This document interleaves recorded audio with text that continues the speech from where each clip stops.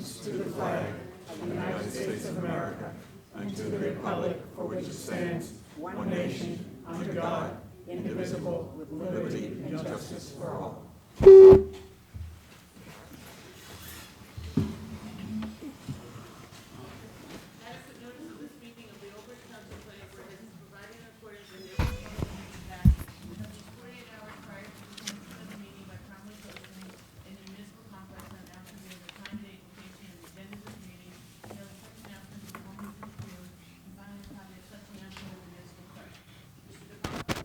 Here. Mr. Renner? Here. Mr. Lauer? Here. Mr. O'Maca? Here. Mr. Schmidt? Here. Mr. Lenning? Here. Mr. Petty? Here. Ms. Shaw? Yes, here. Chairman Cannon? Here. Ms. Carey? Present. Ms. Swan? Here. Ms. Shapiro? Here. Mr. Hart? Here. Okay, we have the minutes of the February 4th, 2020 meeting. Do I have a motion? I'll move it. Moved by Mr. Schmidt, seconded by Mr. Casey. Roll call, please. Mr. DePalma? Yes. Mr. Renner? Yes. Mr. Lauer? Yes. Mr. O'Maca? Yes. Mr. Schmidt? Yes. Mr. Lenning? Yes. Chairman Cannon? Yes. Okay, before we proceed with the meeting, we have a continuance on 34-19P Bamra Home Improvements Incorporated, and they've asked to be continued to next month. Pardon me? Oh, the attorney is here for the applicant, so. Hi, good evening, Madam Chair, members of the board, your professional staff, and members of the public. My name is Peter Klauser. I'm an attorney with the firm Heilbrunn Pape. We represent Bamra Home Improvements. We received your professionals report this week. We reviewed it. We think there's some comments in there that we can work on with the application and the plan. As I was walking in here earlier today, I know that there's an attorney that's in the audience representing some of our neighbors. I'd like the opportunity to speak with him and the neighbors and see if there's anything we can do to work with them. So I'm asking for some additional time to do that. I'd like the application to be carried to your next available meeting without the requirement of any further notice or publication. I would also like to indicate that I am here with the applicant and that we will go out in the hallway, and if there's anybody that's here from the public that would like to speak with us, we will wait around and be more than glad to discuss the application and any concerns they might have. What would the date of the next meeting be? April 7th? Okay, do we have to do a vote on it? No. Okay, this application, Bamra Home Improvements Incorporated, 34-19P, will be heard on April 7th at 7:30. So if anybody wants to talk with the attorney, he'll be out in the hall. Thank you very much. Have a good evening.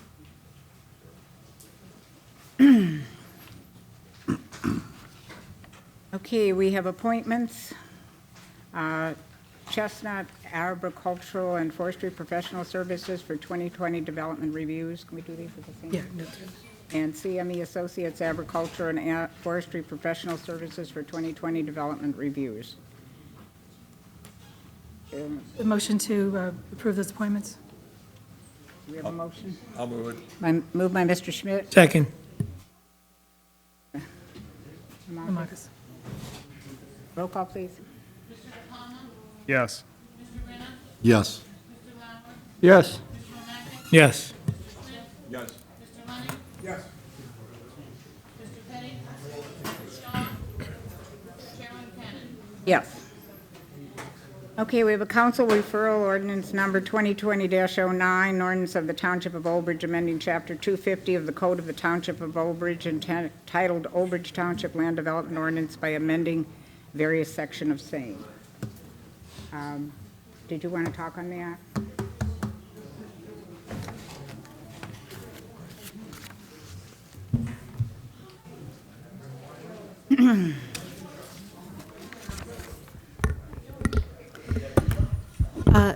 Chairwoman Cannon, board members, Some of you may recall that Vina and I have been in front of council, Vina, I think last night, on Chapter 250-41 for conditional uses, and me 2 meetings ago on February 10th for Chapter 250-78 for the stormwater. I'm going to start off with Chapter 250-78, and I'm going to let Vina take on the conditional uses. But you may recall, if you did see that council meeting, come up to council and had explained that Chapter 250-78, one of the sections in there talks about maintenance of the detention basins. And what happens is our Department of Public Works, they go out and they maintain these basins. So a developer at the time of the planning or zoning board approval phase presents to us their plan for a residential development, proposes a detention basin or a stormwater facility, and then through a small section in our municipal land ordinance, it actually gives them the ability at the onset of the project, once it's complete, to turn over those stormwater management facilities to the township for maintenance. The problem with that is, years ago, when that section of the ordinance was developed, it was very simple to create a stormwater facility. There was maybe 1 or 2 types at the time that DEP had in their BMP manual. Now, there's many different types. Not only that, there's 2 caveats when you're doing a stormwater management facility. They want you to take care of quality and quantity. And without going into so much detail, when you disturb over an acre of property, you have to take care of quality. When you add more than 0.25 acres of impervious cover, you have to take care of quantity. Well, what you do for quality is you create a detention basin. What you do for quality is then you put a stormwater management device before or after to remove the TSS, total suspended solids. So what happens is then it becomes very complicated for our Department of Public Works to start maintaining these facilities. There are many different water quality treatment devices that you could put in play. It becomes very hard for our DPW to maintain them. We would have to get an outside company to do so. Instead, we were then putting it back on the developer to create an HOA. In some cases, developers don't want to create an HOA because the only reason that they would want to create an HOA is to then maintain these facilities, especially if the road would be dedicated to the township. So what we're doing in this ordinance is we're removing the caveat for the developer to have the township maintain these basins. We then would have them create an HOA, have the HOA then maintain these basins. The developer, during those planning and zoning board stage, they create a maintenance manual. We make sure that that maintenance manual is very detailed. There was one application that was recently in front of our zoning board that because of this ordinance, we had to take over that basin. What happens is when we go through the cost analysis of, maintaining the detention basin in conjunction with the water quality treatment device over the period of 30 years, it becomes very costly. So what I had told that developer during that zoning board meeting is we can't go by what's in our ordinance because that ordinance didn't contemplate these manufactured treatment devices. Instead, we have to come up with what is that annual fee that would require us to get an outside firm to come in and clean these units, multiply that or project that to 30 years, and have him give us the today cost for that future cost. So it becomes a little convoluted. And certainly that developer can have the option of creating an HOA and having them maintain the basin in lieu of that contribution to us. Instead, you'll notice that in this ordinance, what I had done, and one of the main changes in here is you'll see that instead of the word detention basin, it says stormwater management facility. That is key because back when this was created, it was a detention basin. It was above ground, it was grass, they just came out, cut the grass, made sure that there was no trash in the outlet structure, made sure that the inlet structure or the intake into the detention basin was clear of debris. Now it's very, very detailed in how we have to maintain them. So that was one of the main ones. We then took the responsibility out of the township's hands, put it in the developer or the homeowners association, whatever, because in some cases, if it's a multifamily unit, it's not an HOA, but it's the management company for that multifamily unit. We don't have to worry when it's a commercial development. When it's a shopping center or anything, the vitality of that shopping center is that they maintain their stormwater management facilities on site because they need to have a parking lot that's accessible, and they have to make sure that their property is in good standing. It's only when it comes into single-family home residential. So you'll notice that in front of you tonight is really a lot of strike-throughs. Anything that basically comes out that has to do with, defining a small, a medium, and a large-sized detention basin or a stormwater facility, what the cost would be then to turn that over to the town, and instead it puts it in the developer's hands to either create an HOA or take it over himself. There is municipal land use law that will allow an HOA to come to us now and regardless of this ordinance say, hey, we're having a hard time maintaining our basin and can you take it over? So long as they bring it to current standards, there is that caveat available to them. They can request to our council for that municipal takeover from the MLUL. I don't have that section available right off the top of my head. But there is still that caveat, so that is available. And of course, any detention basin that we have taken over so far will continue to be maintained. This is only for going in the future. If there's any questions. I have. I think I was around when this ordinance was put together. And the reason it was put together is because many of the homeowner groups, especially the smaller ones, were not maintaining their detention basin. So it ended up the township having to go in and do things. We were not being compensated for that at all. So that's why we put into the ordinance that the developer had to put in so much money for so many years in order to supposedly cover the majority of costs, at least for, a certain amount of time. That's my problem, is that we're going to end up, because as you say, they can come and request us to take it over. We are getting no money for the developer to be able to do what you said is a costly thing, because you have to hire an outside firm in order to maintain these. So I don't see the advantage. They're going to come, because especially if it's a smaller group that doesn't have any other facilities to maintain, they don't have a playground, they don't have a clubhouse, they're going to come, because if they collect dues, they're probably absolutely minimal. So I just am concerned that we're going to end up doing it, but we aren't going to be in any way compensated. And I think the developer has a responsibility, for, I don't know, forever, but for certainly a number of years to guarantee and make sure that that is maintained.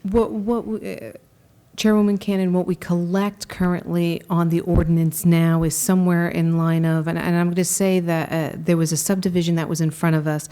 Had we gone in the worst case scenario and projected till 2020, our ordinance would have us collect probably about, and I think it was a 12-lot subdivision, right? It was something like $14,000. $14,000 would do nothing for us. Yeah, no, you obviously have to amend the clause. So at the time, the assistant township engineer, we were sort of grappling, like, what do we do? Do we increase the fees for the developer, right, and go that route?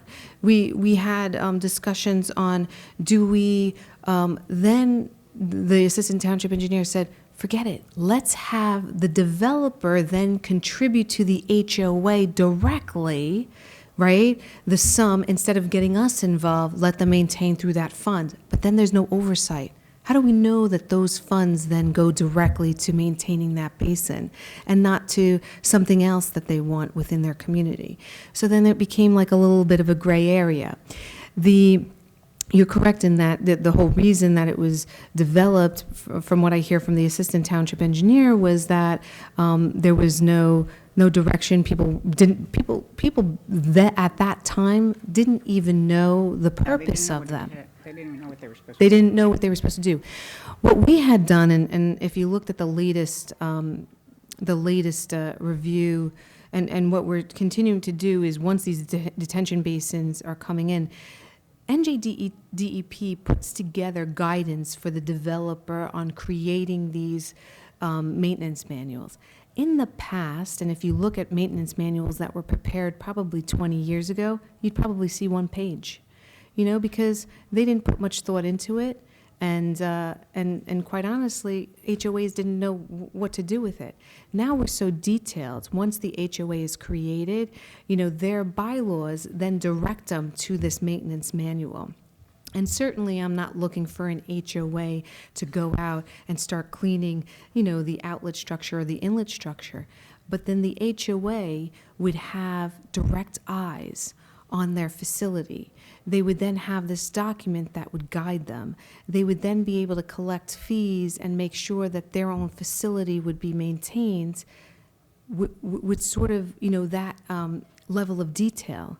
If you have the township do it, then that level of detail for the amount of staffing that we have in our DPW would be spread over the entire town. You'll never get that level of detail with the township. You'll only get that if you have that community focused on that one area.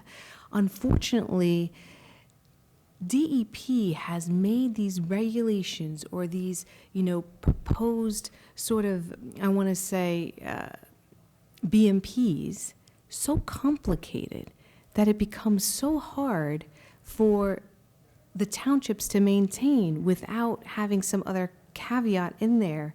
If we had to go to an outside firm, it's not like we go to one-stop shopping and say, okay, you are awarded all the cleanups for every detention basin. Every stormwater facility in the town would have a different water quality chamber, a different outlet structure, a different design.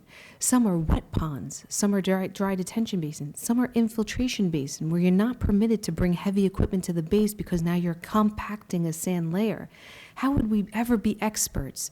But if you have one community with a manual in front of them that says you have to do X, Y, Z, maybe the first year they'll struggle, maybe the second year they'll struggle, but they'll get a rhythm, and then they'll get to be experts in that facility and how to maintain it.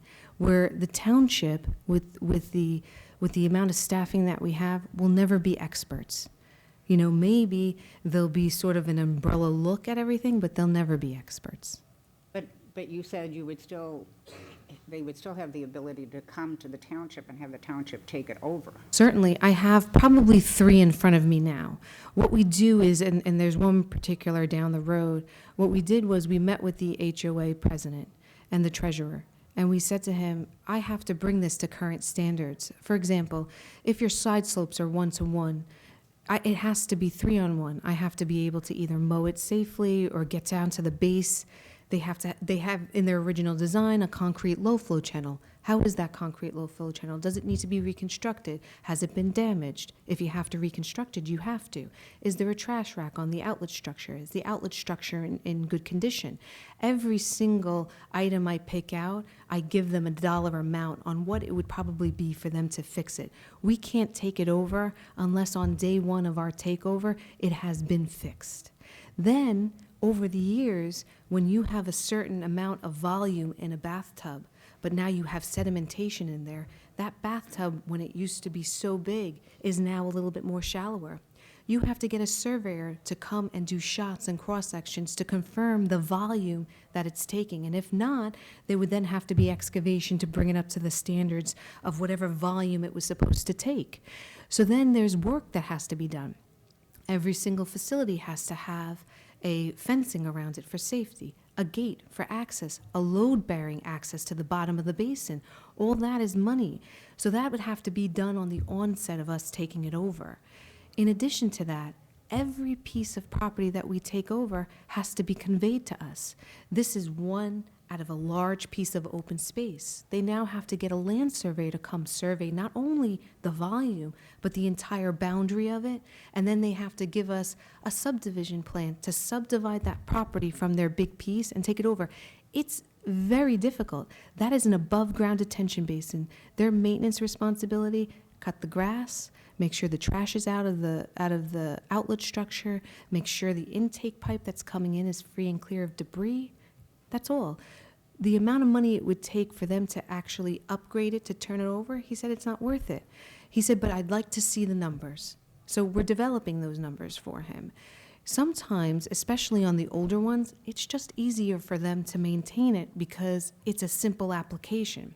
It's going forward where DEP has made it so complicated to cover water quality, water quantity, TSS, total suspended solid removal, that it becomes so complicated for us to be experts in every single scenario that they can propose because they have to meet the certain criteria.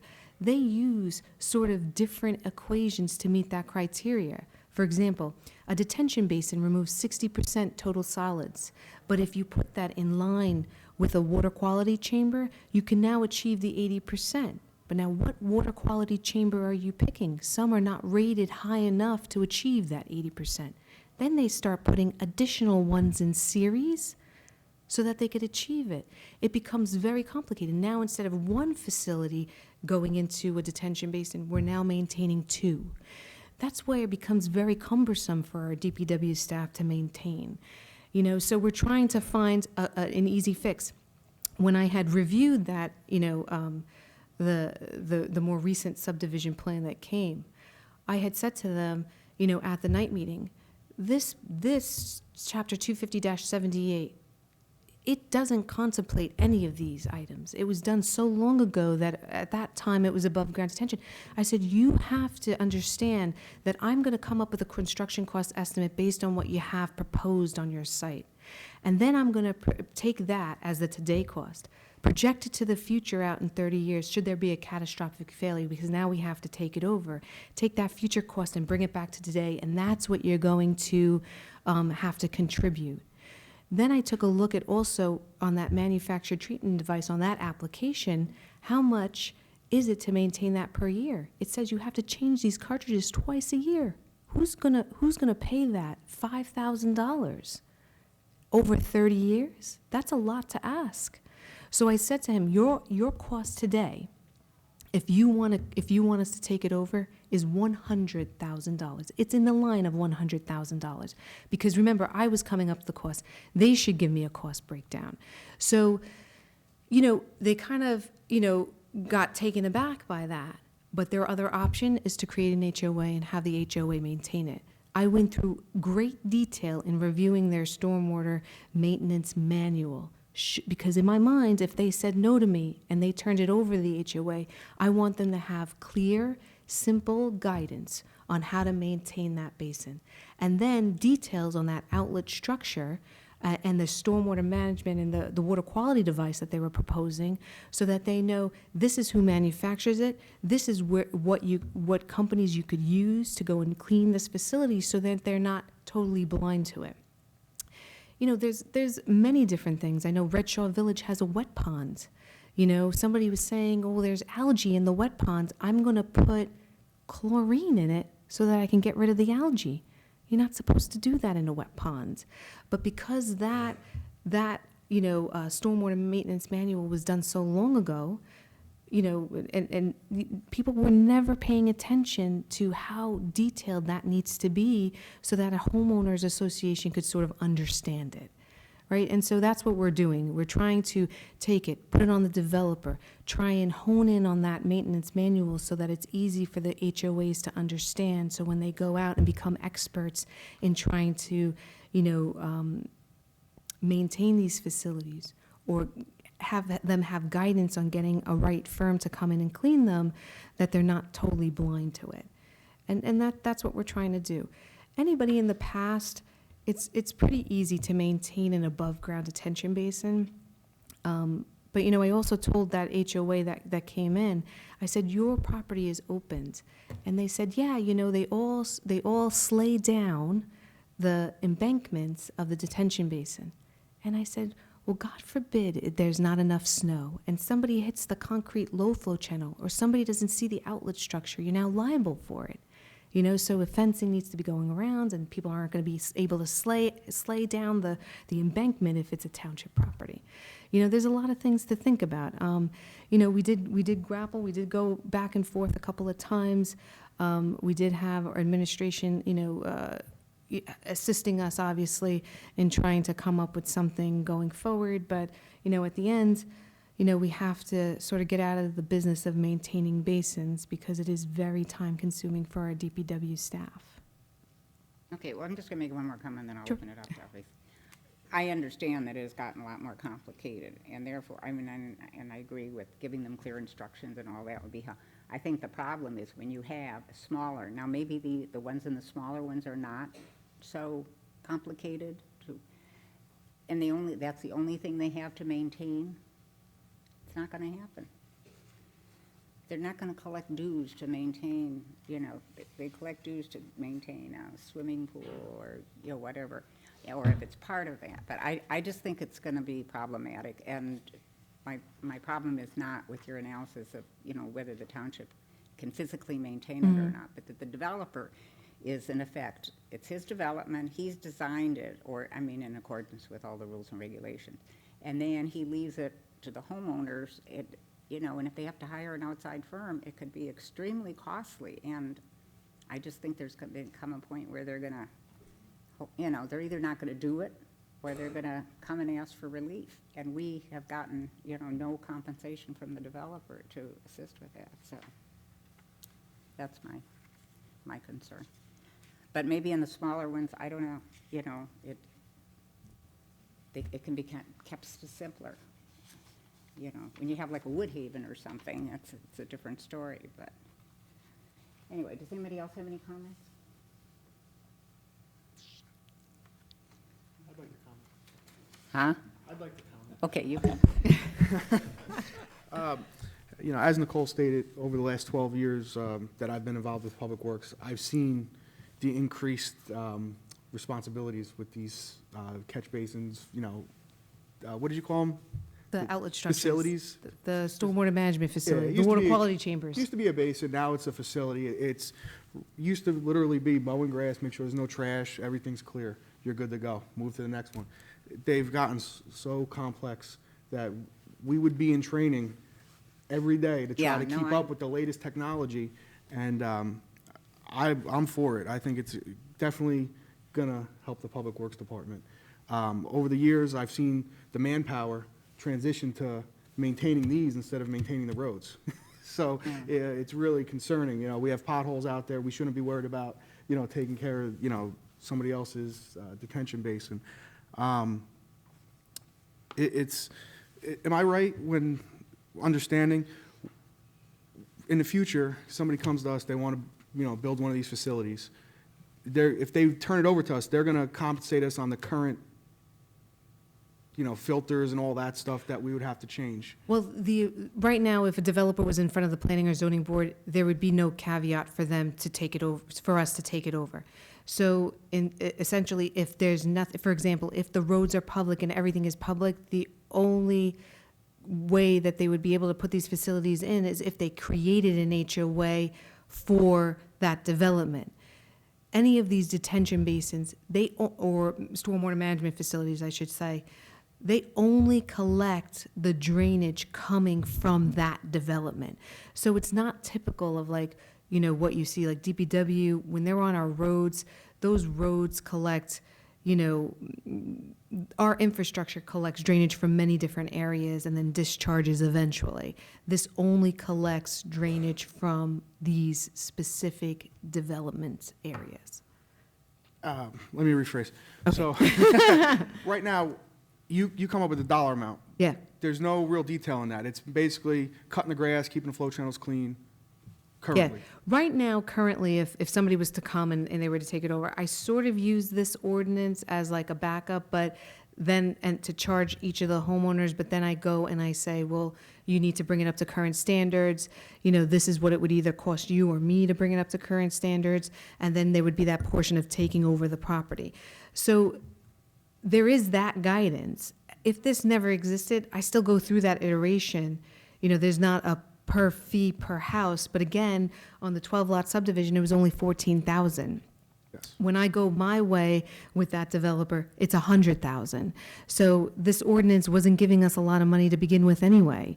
So let me take a look at it from just creating, from updating it to the current standards, and that gives us not a little bit more, but a lot more money instead of going by this ordinance where it's, a price per home based on the zone you're in, which doesn't really correlate to the maintenance fee itself for maintaining these basins. The idea when this was created, and the dollar amounts, from my understanding with our former assistant township engineer, he has since retired, was that it was for catastrophic failures. But what is a catastrophic failure on an above-ground detention basin? Maybe the outlet structure has collapsed. Well, how much is an outlet structure? It's not very expensive. When you talk about one of these water quality devices, sometimes you're talking about, to replace the whole thing, like $50,000. So it's like, what was that ordinance or the dollar amounts in that ordinance supposed to cover? Not much, because it never contemplated the level of design that was, or the level of structure that was going to be proposed in these facilities. Did I answer it, Casey? Yeah, I got you. So now, you touched on a catastrophic failure. So we're really not being compensated currently for maintenance, No. because the funds that we get are for a failure. So we're already, maintaining all these for free, basically. Right. So in that 12-lot subdivision, what I had said to our DPW director is, we need to have some sort of way, because now we have money on other detention basins that have been submitted based on this ordinance. Well, if there's not a catastrophic failure, it just sits in this account forever and ever, nobody touches it. Let's say on this development, if that 12-lot subdivision submits $100,000, there should be an ability for DPW to charge towards that fee, when they're upgrading or when they're maintaining the water quality chamber, or even when they're just cutting the grass in that area, because their time should be charged to that money. Where now it's so low, the money that's collected on some of these other basins, that nothing gets charged to it, because it's maybe it's 1 or 2 months that could be, or maybe 1 year could be charged to it, and then it would be totally depleted. So if we went the other route and we follow that 12-lot subdivision, if they submitted 14,000, it would sit in an account until we experienced a catastrophic failure. Now, if they submit 100,000 yearly, we could dip into it for maintenance of the water quality chamber, for maintenance. So there is an ability, for me to, I guess, there is no ability, if I take this out, for the developer to ask at the planning and zoning board stage, but there is an ability for me to ask later on to make sure something is submitted, but then that would be from the HOA, if they come to us and ask us to do that. Okay, well, I don't know. I think it's going to be a real dilemma. I mean, I understand what you're saying, and I agree with that if everything has been, upgraded in terms of the facilities and so forth, and the maintenance has gotten beyond just the mowing of the grass and cleaning and all that, then you do have to hire an outside firm. I'm just saying, unless there's some way to mandate that an HOA, that a small subdivision do you have that ability to mandate that they form an HOA, a homeowners association? Does the township have that ability? That would become part of their compliance documents, so we'd have to do it before, yeah. And that, so isn't there a way to give them that money, and put restrictions on it from the developer, have the developer pay a certain amount into that? Well, then fund? again, there's no way of me sort of overseeing that money. That would be too cumbersome for the township to sort of oversee. That was how would we ever know it went to the you know, and I hate to say that, but I just can't imagine moving into a, and paying, whatever, a couple $100 a year to maintain and you have no other facilities and you have no other, enhancements to I think then we have to look at changing our zoning to some degree so that we don't have these situations where you're gonna. In my experience, what I have seen is when these subdivisions come in front of the board, the planning board actually requires the developer as a part of the condition of approval to create an agreement that an HOA will be formed to maintain those detention But do basins. they don't tell the people that are buying the homes that? I believe they have to disclose that because I think it's so much easier when the developer, like in the past, especially when Nicole was away, I experienced that everybody comes in to have a subdivision approved, and it's so easy for them to say that this is open space, this is our stormwater basin, and we're going to dedicate it to the township because they don't want to be responsible for it. And I think this will at least make it slightly difficult or will require them to take into consideration the cost of maintaining a detention basin. Doubting Thomas. I lived through when they, the roads, the lighting, the whole thing with the planned developments, and so I don't know. I think there's some way that the developer should be held responsible financially. Anyway, that's my opinion. So, no one else has any comments?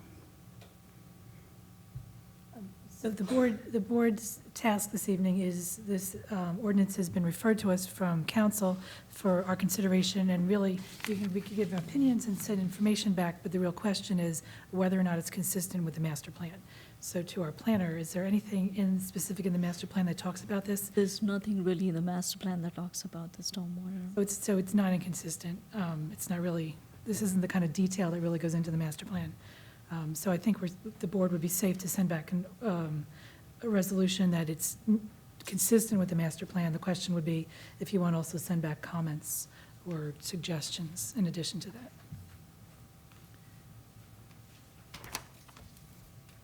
All right, no one else has any comments about it?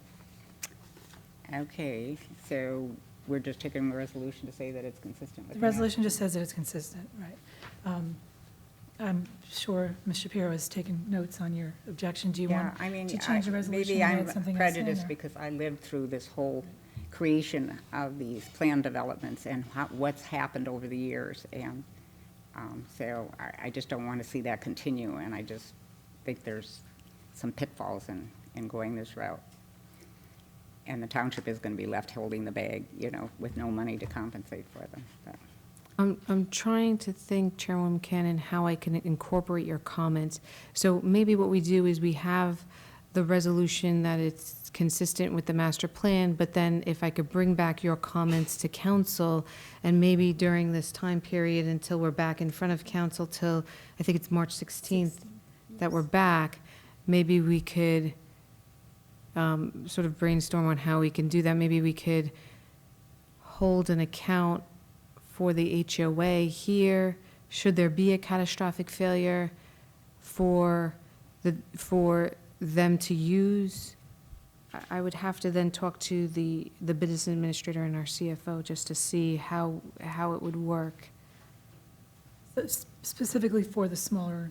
Yeah, the I'm smaller thinking more of the smaller, these big ones that have a lot of components to it. Yeah. I think it could be, probably could be integrated, and they have budgets that they have flexible and stuff, but when you've got So maybe that- if the only feature for the HOA to maintain is the basin, then there should be a caveat in there that says something like the developer is to pay a certain dollar amount to be held in account, and then the HOA be made aware should they have some, or maybe, let me think about it.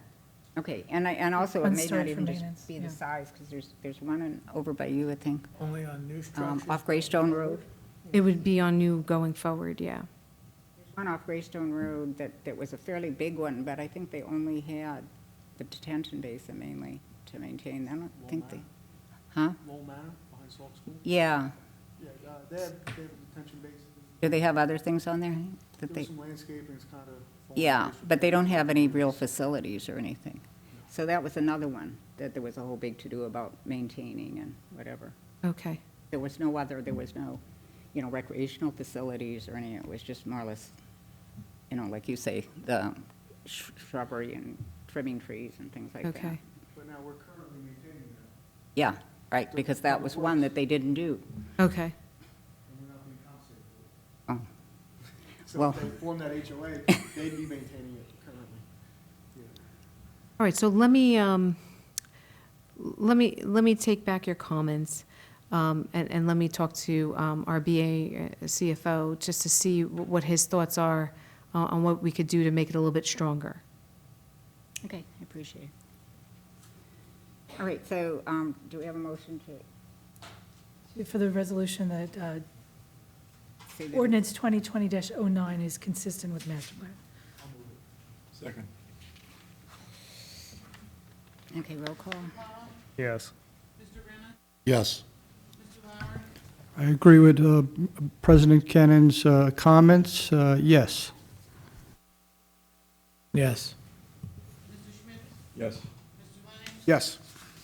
Mr. Petty? Yes. Ms. Shaw? Yes. Chairman Bennett? Yes. Okay, did you have anything? You, Yes. oh, The next one. oh, okay. You're not off the hook yet.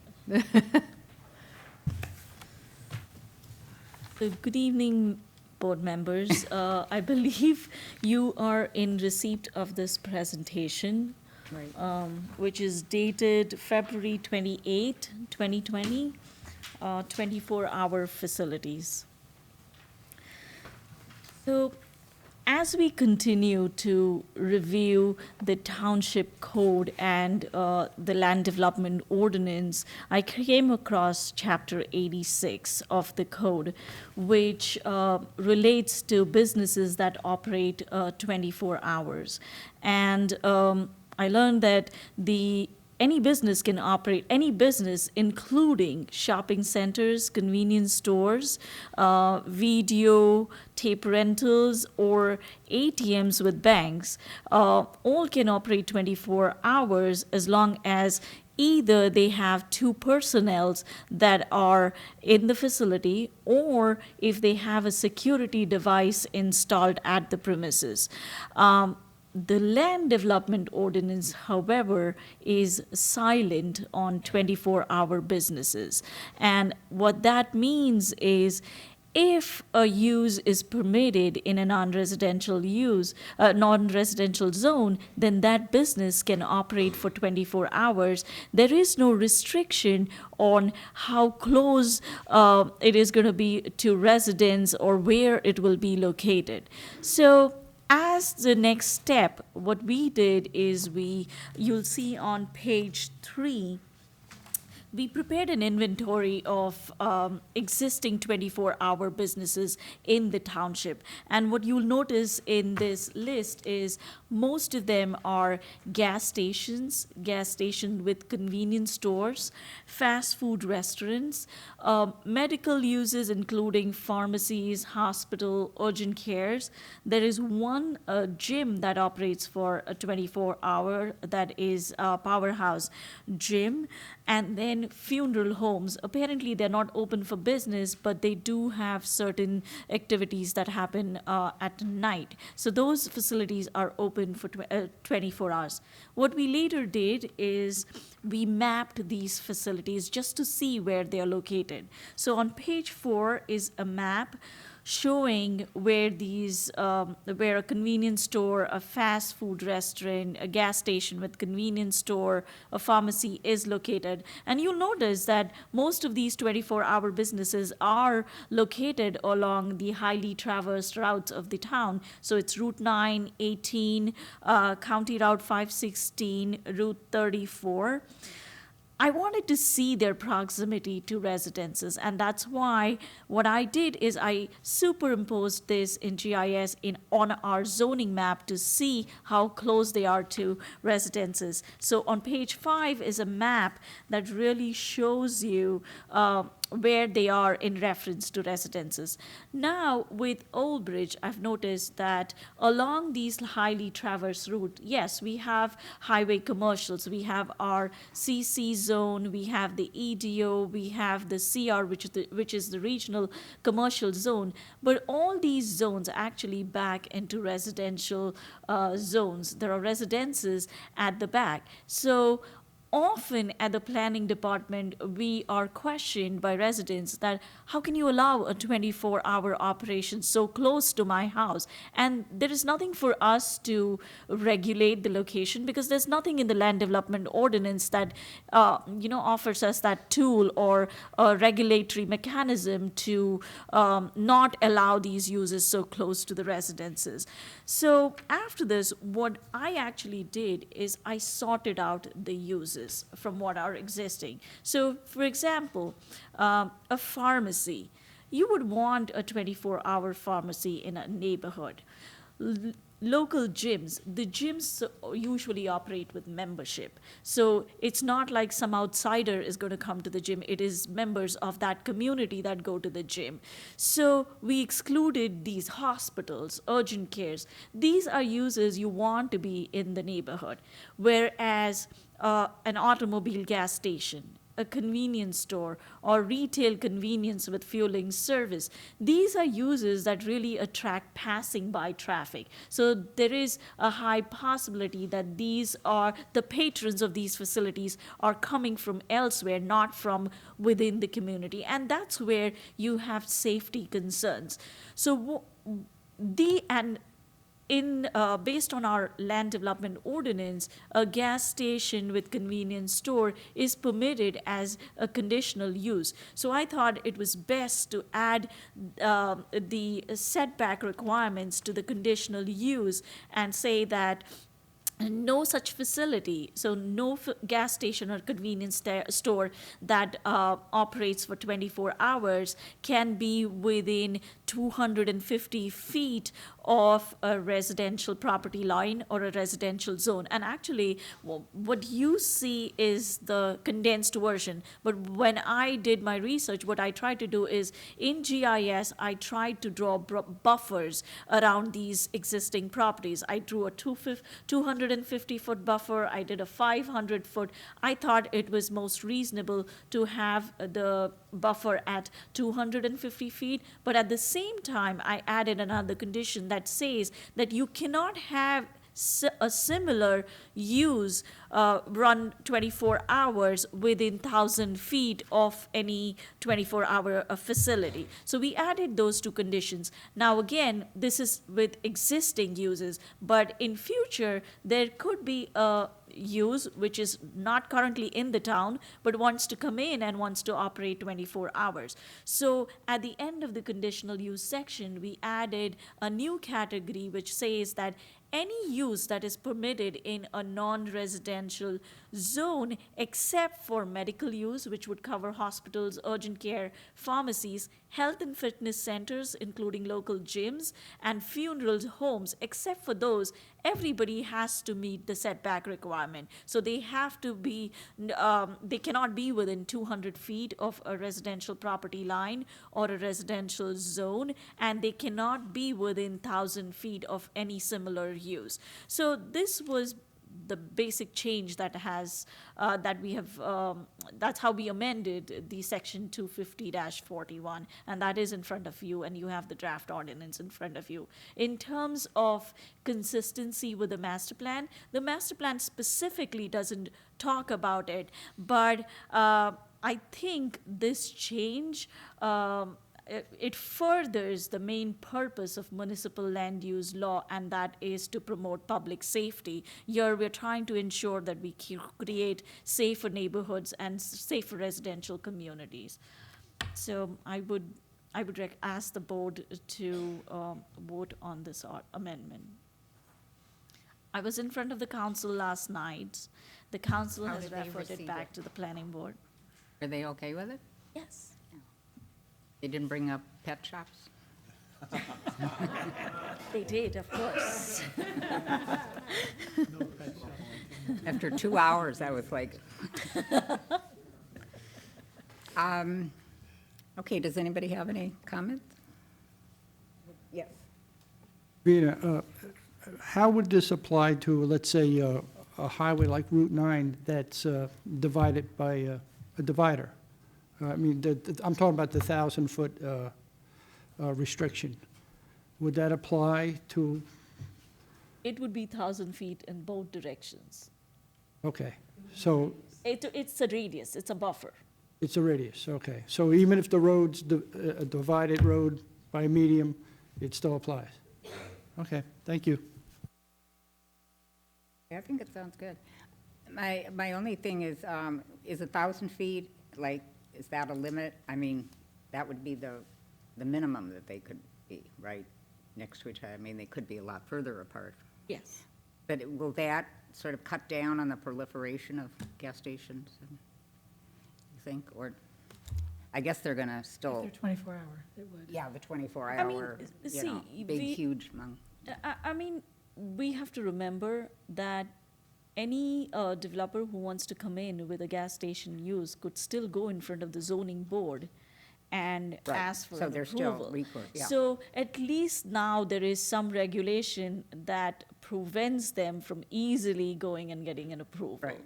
And then when it comes to us, obviously, the planning engineering department will review it, have a stronger comments to make once we are in front of the zoning board to do so. Right. Okay.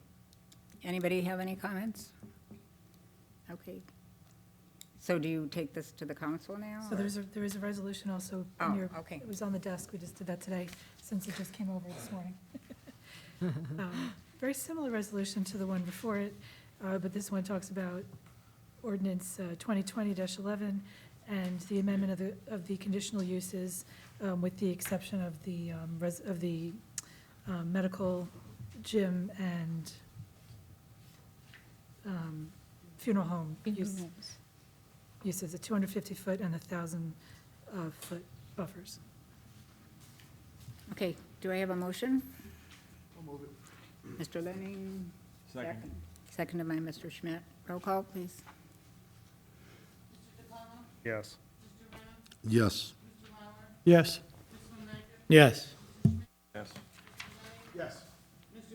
Yes. Yes. Yes. Thank you. That you did a good job. Thank you. And quickly. Okay, that's it? I have an announcement I have to make. Oh. Our attorney has an announcement to make. I want to say goodbye to everybody. I have accepted a position at a different law firm, and DeFrancesco Bateman is technically the board attorney here, so they will be having a new attorney come to the next meeting in April. This is my favorite planning board. I love you guys. Yes, And I'm but going to miss you a You lot. didn't ask our okay, and we're not. I know, Yeah, is this on the record? this is on the record. Is this I'm really person going to miss gonna working with you. know what's Yes, what? so here's, this is Joe, he's good. We have this meeting? Yes, With we're- all these 1,000 people here? Is he gonna take notes? Yes, he'll take notes. And he has my cell phone if he has any questions. Yeah, and I'm leaving on very good terms. It's not a, it's a decision I made for my family. And, I'm in very good terms with the firm. They can call me anytime they want, and Joe's got my cell phone, so any questions he has. And they did ask me, Don DeFrancesco asked who, out of all of our attorneys, who should go to the Old Bridge Planning Board, and I told him Joe would fit the best, so you're getting Joe. Joe Sardella. Okay. Well, we wish you the very best. We're going to really be sad. I'm really going to miss you guys. to lose you. I may eventually be on the other side in here, which Oh. would be very strange. Well, wish you the best of luck. Thank you. I appreciate all the hard work you guys do. You are one of my favorite boards because you don't always agree with each other, but you're respectful and you pay attention. And I know that you're always trying to do the best thing and devote your conscience. And it's nice because there are some towns that are just very contentious and you don't get that feeling. So I really have enjoyed working with all of you. And we do listen to you. Yes, you do. Okay, I guess, is there, unless there's anything else, do we have a motion to adjourn? Is there a second? Ernie? Okay. All in favor, aye. I forgot to announce that we were on TV. Were we on TV? Yes, we were on TV. Oh. Okay, so we'll see you next month. So where are you from? I'm going, Ansel, Grimm, and Aaron.